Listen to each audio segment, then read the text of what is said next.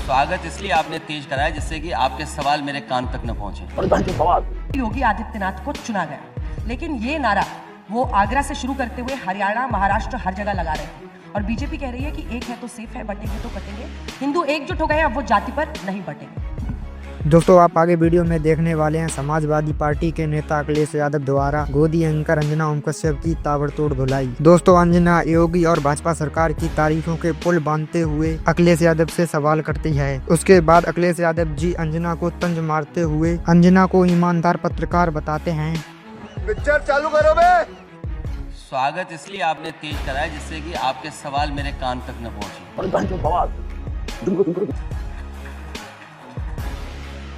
जो जनता का फैसला इस चुनाव में था, 27 में भी वही परिणाम आएगा और उससे बेहतर परिणाम जनता इस बार देगी, क्योंकि सरकार को देख रहे हैं वो जिन मुद्दों की वजह से भारतीय जनता पार्टी हारी है, अभी उन मुद्दों का भी समाधान भारतीय जनता पार्टी नहीं कर पा रही है। किसान के सवाल पर भारतीय जनता पार्टी चर्चा नहीं करना चाहती है। ये वही भारतीय जनता पार्टी है जिसने किसानों के लिए कहा था कि हम आपकी आय दोगुनी कर देंगे।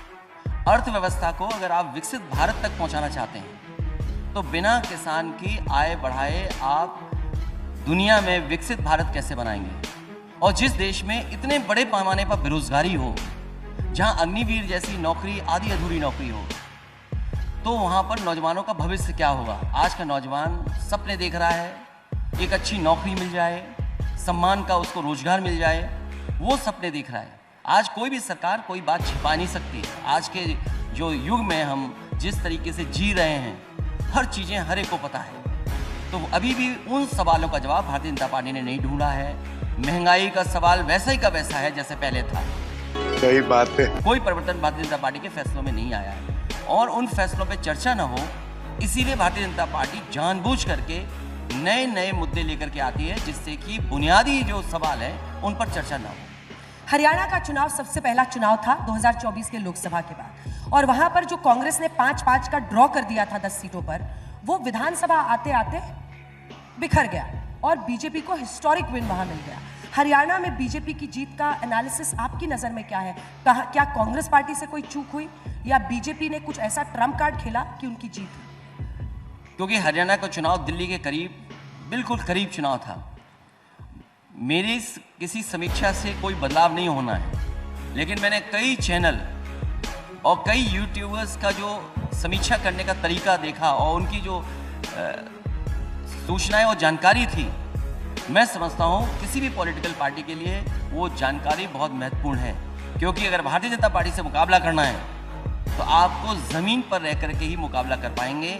आप किसी भी तरीके से आप उनका मुकाबला नहीं कर पाएंगे, आपको ज़मीन पर ही रहना पड़ेगा। ये बड़ी अच्छी बात कही है। बीजेपी का जो जमीन पर काम करने का तरीका है, कम से कम उससे बेहतर काम दूसरे दलों को करना पड़ेगा, तभी आप कामयाब होंगे। और उत्तर प्रदेश जैसी जगह पर जिस समय समाजवादी पार्टी ने पीडीए का नारा बना करके भारतीय जनता पार्टी का मुकाबला किया, उसका परिणाम यह हुआ कि भारतीय जनता पार्टी चुनाव हार गई। और मैं आपसे कहना चाहता हूं कि जितना भी पीडीए मजबूत होगा उतना ही सांप्रदायिक राजनीति भारतीय जनता पार्टी करेगी। समझ रहे हो? जितना पीडीए मजबूत होता जाएगा उतनी ज्यादा Bharatiya Janata party communal politics करना शुरू कर देगी। तो महाराष्ट्र में जो परिणाम आए हैं, किसी को नहीं पता था कि महाराष्ट्र में ऐसे परिणाम आएंगे, लेकिन जो हार है उससे सीखना चाहिए और हार को स्वीकार कर करके आगे की लड़ाई की तैयारी करनी चाहिए। लेकिन वही बांग्लादेशी घुसपैठियों का मुद्दा झारखंड में नहीं चला, वहां पर हेमंत सोरेन इंडिया गठबंधन की सरकार बनी। देखिए, हर स्टेट के अपने मुद्दे होते हैं और कई बार अपने भावनात्मक इमोशनल कुछ इश्यूज ऐसे होते हैं जिससे लोग जुड़ते हैं। भारतीय जनता पार्टी को दबाव बना करके झूठे मुकदमे लगा करके किसी को जेल नहीं भेजना चाहिए था। तो कटेंगे। आपने एक बार कहा था कि बीजेपी के लेबोरेटरी में पहले ये नारा बना, फिर चुना गया कि किसके मुंह से बुलवाना है, तो उत्तर प्रदेश के मुख्यमंत्री योगी आदित्यनाथ को चुना गया। लेकिन ये नारा वो आगरा से शुरू करते हुए हरियाणा, महाराष्ट्र हर जगह लगा रहे थे। और बीजेपी कह रही है कि एक है तो सेफ है, बटेंगे तो कटेंगे। हिंदू एकजुट हो गए, अब वो जाति पर नहीं बटेंगे। मैंने इसीलिए कहा आपसे कि जितना पीडीए का नारा हम लोग मजबूत करेंगे उतना ही भारतीय जनता पार्टी की कम्युनल पॉलिटिक्स होगी। वो पीडीए के नारे से घबराए हुए हैं, पीडीए की एकजुटता से घबराए हुए हैं। पीडीए समाज के लोग एक साथ खड़े होकर के अपने हक अधिकार मांग रहे हैं, इसलिए डरे हुए हैं। जो नारा ये आपको सुनाई दे रहा है वो इसीलिए सुनाई दे रहा है क्योंकि वो सामाजिक न्याय पे बात नहीं करना चाहते। जिस तरीके से नौकरी रोजगार उत्तर प्रदेश के लोगों को मिलना चाहिए था वो नहीं मिल पाया। जो इंफ्रास्ट्रक्चर बन जाना चाहिए था, और सोचिए देश के प्रधानमंत्री वहाँ हैं। अभी देश के प्रधानमंत्री जी कुंभ के आयोजन की तैयारियों को देखने गए थे। वहाँ पे शुरू होना है कुंभ। क्या सरकार ने 10 साल में, दिल्ली की सरकार ने और यूपी की सरकार ने गंगा को साफ कर दिया? आज भी नाले बह रहे हैं। और कन्नौज जहाँ से मैं खुद सांसद हूँ, काली नदी पूरा का पूरा वेस्टर्न यूपी का जितना भी पॉल्यूटेंट है सब लेकर का करके गंगा में जुड़ जाता है।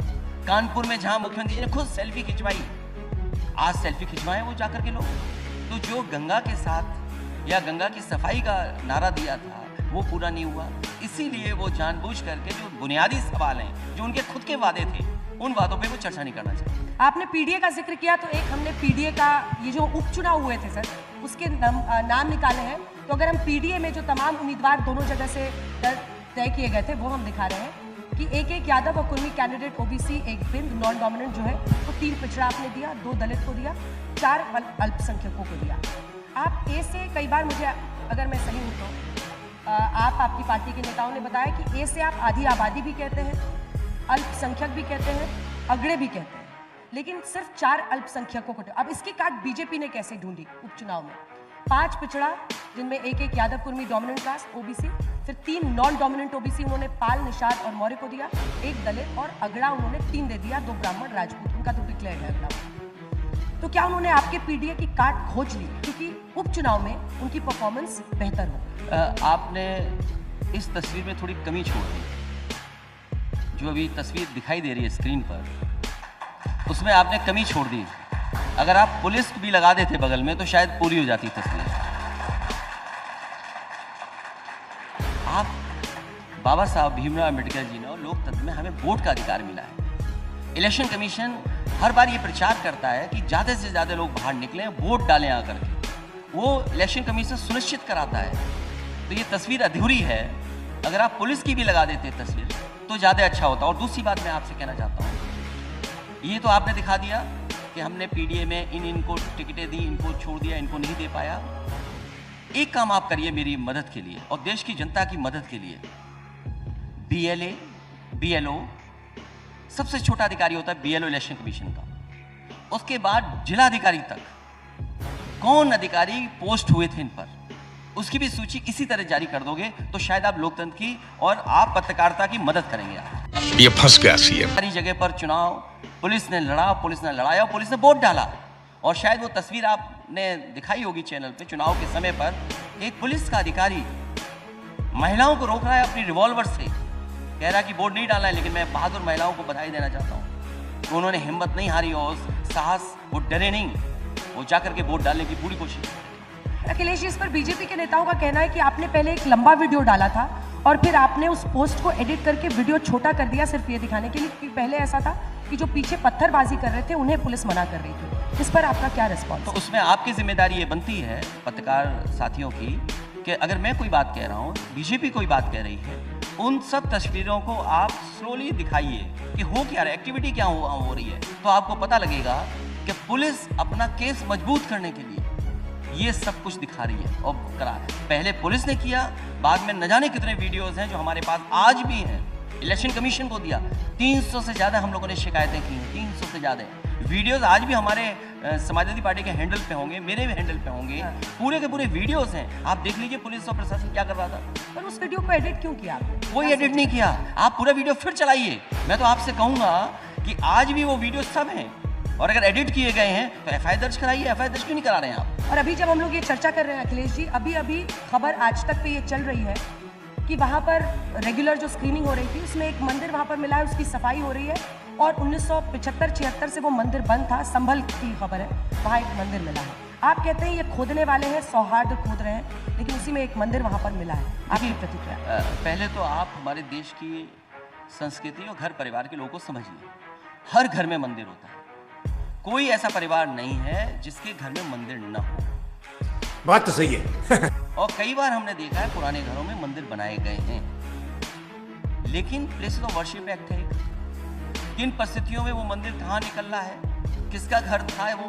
तो इसीलिए मैंने कहा हमें खोदना नहीं है, अभी खोद देने वाले लोग इस देश का सौहार्द खोद देंगे, और हमें खोदना नहीं है, अभी हमें नए रास्ते खोजने हैं। अगर आप विकसित भारत बनाना चाहते हैं तो नए रास्ते खोज करके आप विकसित भारत की तरफ चलिए।